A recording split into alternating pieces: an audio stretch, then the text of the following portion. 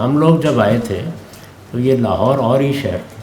میں نے ایک آرٹیکل لکھا ہوا ہے، اس میں آپ دیکھیے، اس میں میں نے بتایا ہے کہ اس وقت لاہور میں مختلف علوم و فنون کے کیا کیا ماہرین تھے، بیٹھنے کی کون سی جگہ تھی، بات کرنے کی کون سی جگہ تھی.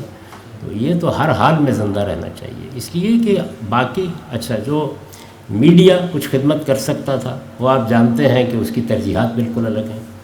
اس میں آسان نہیں ہوتا کسی آدمی کے لیے قدم جمانا، اور اگر کوئی شخص غیر معمولی صلاحیتیں نہیں رکھتا تو بات ہی نہیں کر سکتا وہاں پر.